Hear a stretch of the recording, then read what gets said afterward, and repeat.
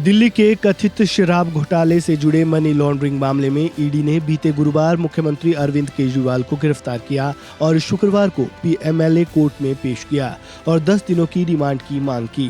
गिरफ्तारी के खिलाफ केजरीवाल की याचिका पर सुप्रीम कोर्ट की विशेष पीठ के समक्ष भी सुनवाई होनी थी, लेकिन केजरीवाल ने अपनी याचिका वापस ले ली।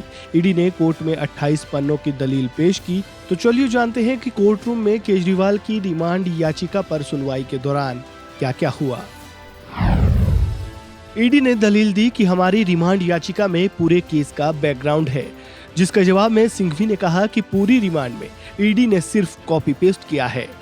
ईडी ने अपनी दलील में कहा कि नीति बनाने में केजरीवाल शामिल है और व्यक्ति विशेष को फायदा देने के लिए ये नीति बनाई गई है। वहीं सिंघवी ने कहा कि ये रिमांड ऑटोमेटिक नहीं है, पीएमएलए के प्रावधानों को पूरा करना होगा। ईडी ने कहा कि 28 पन्नों में आधार है और केजरीवाल ही इस पूरे मामले का किंगपिन है। वहीं सिंघवी ने कहा कि गिरफ्तारी के आधार सबूत नहीं है तो रिमांड क्यों। ईडी ने दलील दी कि अपराध की कमाई का गोवा चुनाव में इस्तेमाल हुआ। वहीं सिंघवी ने कहा कि 80% लोगों ने केजरीवाल का नाम ही नहीं लिया। ईडी ने दलील दी कि हवाला से 45 करोड़ रुपए गोवा ट्रांसफर किए गए।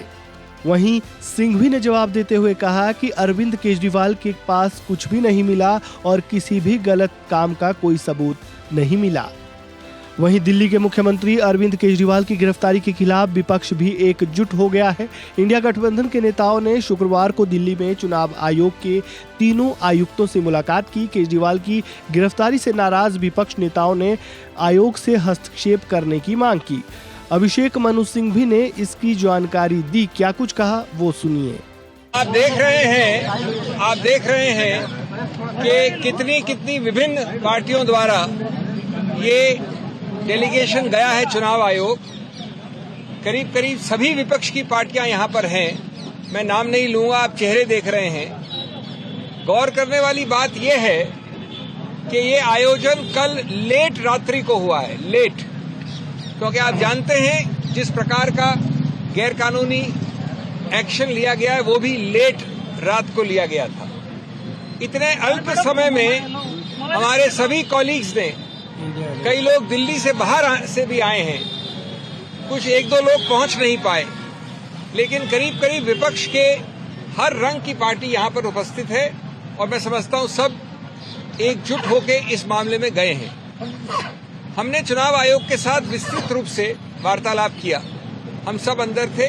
चुनाव आयोग के तीनों नवगठित चुनाव आयोग और उनके सभी अफसर थे। मैं संक्षिप्त में बता दूं आपको कि हमने क्या कहा। पहली बात कि ये बहुत ही गंभीर और व्यापक मुद्दा है।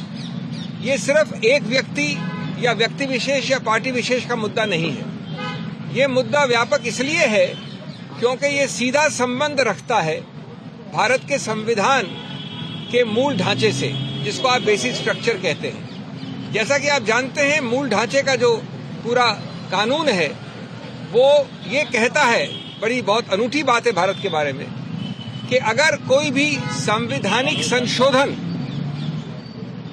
मूल ढांचे के विरुद्ध है तो संवैधानिक संशोधन भी असंवैधानिक करार किया जा सकता है।